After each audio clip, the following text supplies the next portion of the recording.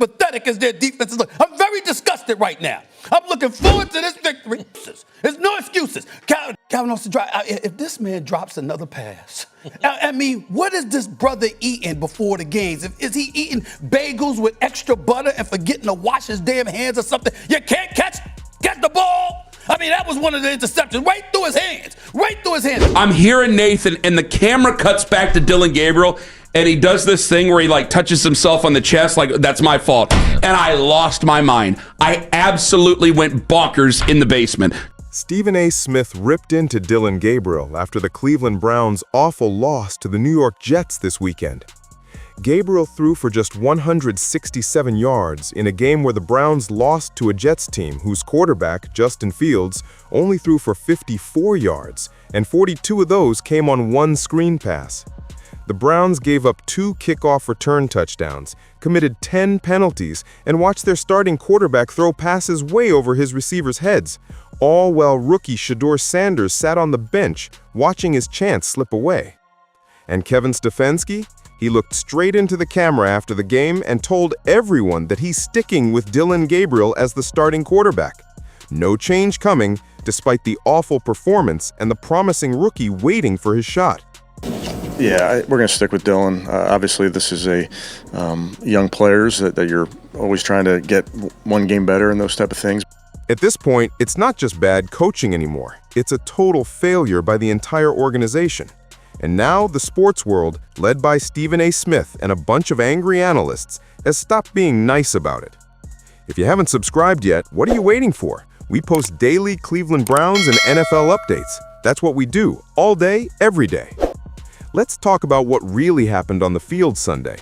Dillon Gabriel wasn't just bad, he looked completely unprepared for the game. The supercomputer, the guy that can't throw it really well, isn't accurate, obviously doesn't see how to run the offense, but you drafted him? That's the supercomputer? The supercomputer's a tandy. I mean, I lost my effing mind when I saw that pass go over his head. The receiver was wide open. The offensive line gave him plenty of time, and Dillon Gabriel threw the ball way over everyone's head into the stands. Every play Gabriel ran felt like proof that not every college star can handle the NFL. His throws came too late, he couldn't read the defense fast enough, and he looked like he had no confidence left. Expecting a little bit more considering there's a patchwork offensive line. You expected them to be even more lethal. Again, you got to him, but he was getting the ball released quicker than he ever had, like 2.21 seconds or whatever it was. This wasn't just a bad game, it was a complete breakdown. And the worst part? The Browns let it happen while Shedeur Sanders, a player many think could turn the franchise around, stood on the sideline holding a clipboard. At some point, you have to stop blaming the quarterback and start blaming the people making the decisions. Cleveland isn't just losing games, they're losing respect. Kevin Stefanski, Dillon Gabriel isn't playing bad, per se, but he's not galvanizing this team at all. He's not enlightening this team at all. He's not keeping this team above the sticks, above the chains, ahead of the sticks at all. And he ain't helping you win games.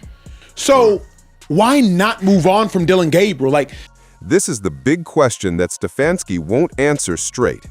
In his press conference after the game, when asked about Gabriel's progress from his first start to his fifth, Stefanski gave the most generic coach answer possible. He said, "Well, I think with young quarterbacks, you have to understand there will be ups and downs. Can Dillon play better? Yes, he can. Can we play better around him? Yes, we can. Can we coach him better? Yes, we can." That's not an answer. That's dodging the question. That's a man who knows he made the wrong choice but won't admit it.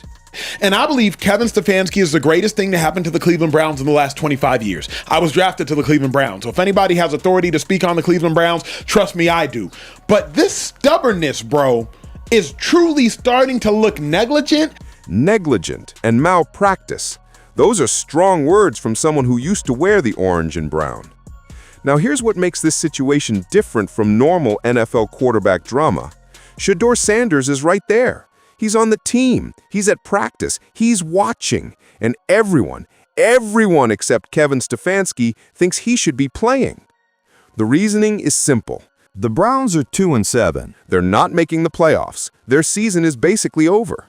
So why wouldn't you use these last games to see if Shedeur Sanders is your quarterback for the future? Why wouldn't you get the information you need before the draft in April? But here's where it gets interesting. Several analysts have said that Stefanski's refusal to play Sanders isn't just stubbornness, it's personal. I truly think that he does not like Shedeur Sanders. And nobody can tell me different. You know why? Because his interviews and the way he carries it when he bring his name up, it shows it. Watch Kevin Stefanski's press conference when he's asked about Shedeur Sanders. When reporter Darryl asks about playing both young quarterbacks and if there's any plan to play Sanders, Stefanski's response is ice cold. No pause, no second thoughts, just that familiar blank stare and a calm, dismissive tone. He shuts the question down like it's not worth answering, giving nothing but a robotic, "we're sticking with our plan," the kind of answer that says everything without really saying anything. No responsibility, no urgency, just the same stubborn loyalty to a quarterback who can't move the ball and a system that clearly isn't working. Being a quarterback, especially a rookie quarterback. Yeah, it's hard for me to speculate, but every single outing that our guys get, we're going to look at it and try and learn from it. That's not a coach thinking about his options. That's a coach who's already decided no matter what the facts say. In that moment, it became clear Stefanski isn't just protecting Dillon Gabriel, he's protecting his own ego. Now let's not forget how the Browns actually lost this game. 2 kick return touchdowns. 2. Against the New York Jets. The team that can barely throw the ball gave up 14 points before their offense even got on the field. The Browns have been getting destroyed on special teams all season, but Stefanski won't make changes, won't shake up the coaching staff, won't hold anyone accountable. This isn't just about one game or one quarterback choice. This is about a franchise that has lost 100 games under current leadership. 100 losses. Think about that number. That's not bad luck. That's not injuries. That's complete organizational failure from top to bottom. And yet, Kevin Stefanski, a 2-time Coach of the Year winner, is acting like small adjustments and staying the course will fix everything. Kevin Stefanski is the greatest thing to happen to the Cleveland Browns in the last 25 years. I was drafted to the Cleveland Browns, so if anybody has authority to speak on the Cleveland Browns, trust me, I do. But this stubbornness, bro, is truly starting to look negligent, and it's starting to look like malpractice because we all got eyeballs, bro. Myles Garrett slamming his helmet down on the ground after 5-sack games. Cleveland Browns losing to the Jets. Justin Fields at halftime had -7 net yards passing. How do you lose that football game? Stefanski can't admit he was wrong about Dillon Gabriel. He can't admit that maybe, just maybe, the rookie sitting on his bench deserves a chance. Because admitting that would mean admitting he wasted half a season. It would mean admitting his supercomputer analytical approach didn't work. Dillon Gabriel, to his credit, faced the media after the loss. When asked if he's looking over his shoulder wondering when Shedeur will take over, Gabriel gave the right answer. No, all I can do is control what I can. And, yeah, that's what you got to do. That's all you got. It's the right answer, the professional answer. But it's also sad, because Gabriel knows he's not the answer. The coaches know it. The players know it. The fans definitely know it. The only person who seems unwilling to accept reality is Kevin Stefanski. The Browns have 8 games left, 8 chances to see what they have in Shedeur Sanders, 8 opportunities to gather real information about whether they need to spend a first-round pick on a quarterback or if they already have their guy. But Stefanski is sticking with Gabriel, and every week that passes, every loss that adds up, every missed throw that sails over a receiver's head, the anger grows. Not just in Cleveland, but across the country. Stephen A. Smith and every major analyst in football can see what's happening here. A talented defensive team is being wasted. Young players are learning bad habits. A potential franchise quarterback is sitting on the bench doing nothing.